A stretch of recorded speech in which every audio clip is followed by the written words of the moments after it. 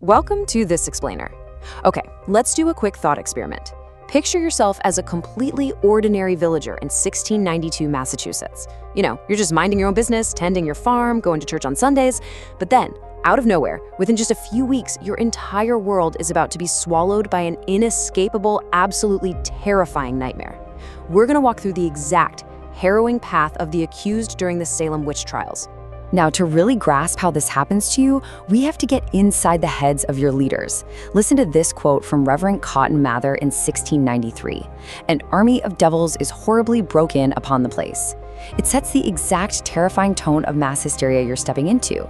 See, for the Puritans, this wasn't just some poetic metaphor. They believed an actual, literal army of devils had invaded their town to destroy their churches and ruin their lives.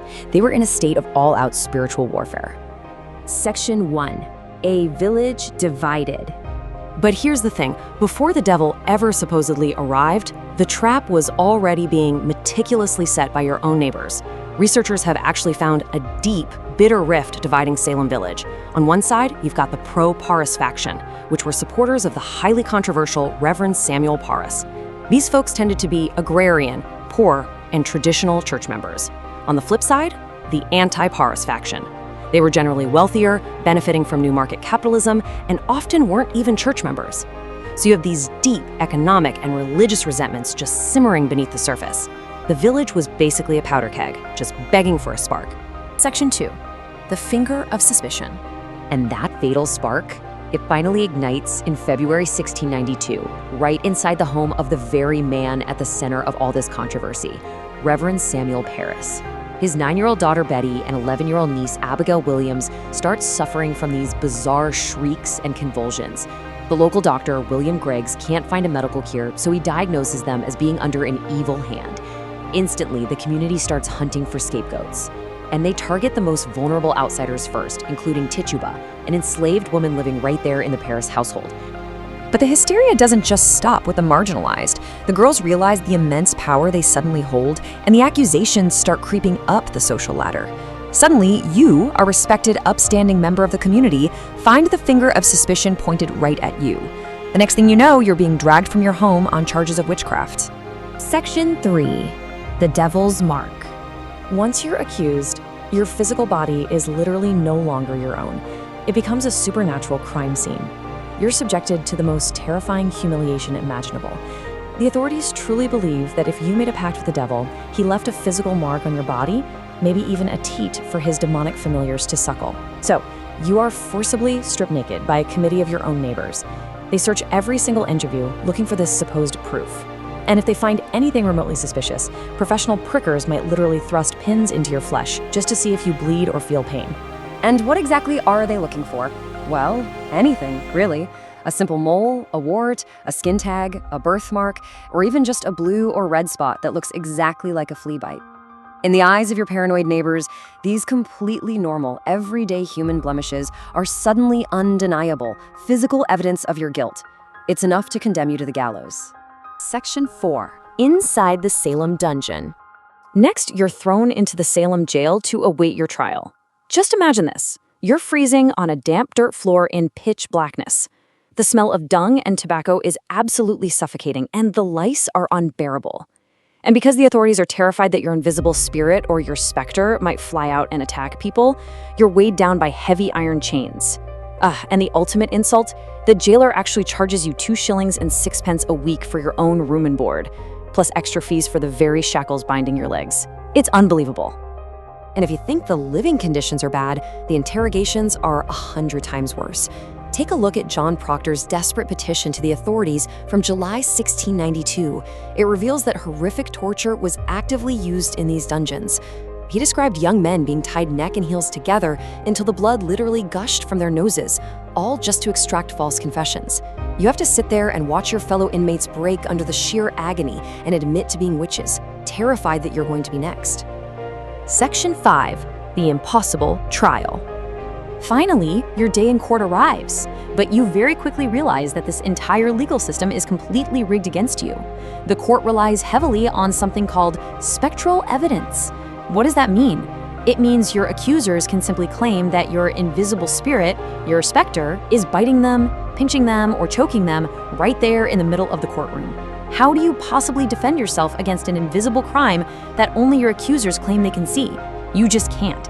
And this brings us to the absolute psychological torture of the whole ordeal, the ultimate catch-22. The court operates on this incredibly twisted logic, where they actually want to reintegrate repentant witches into society. So if you just confess to the crime and name other witches, you'll likely be spared. But if you tell the truth and stubbornly maintain your absolute innocence, you will be found guilty and you will hang.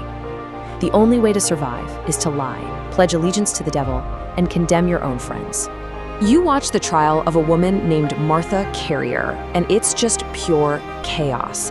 The afflicted girls are shrieking, thrashing around on the floor, claiming Martha's invisible shape is twisting their necks.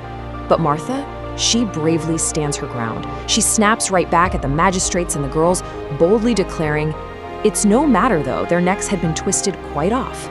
She flat out refuses to play along with this mass delusion. But because of her honesty, she'll hang. Section 6, the crushing weight. Now there was a third incredibly agonizing way out of this courtroom trap, and it was found by an 81-year-old farmer named Giles Corey. Corey was actually arrested in April 1692. Now he initially believed the trials were real, at least until he and his wife Martha were accused. Once Abigail Hobbs accuses him of being a wizard, Corey realizes the entire trial is a complete sham. He knows if he pleads not guilty, the spectral evidence will automatically hang him. If he pleads guilty, he becomes a liar. So this elderly farmer takes a desperate, calculated stand. He refuses to speak. He stands completely mute before the court, refusing to enter any plea at all. Under the law at that time, you cannot be tried without entering a plea.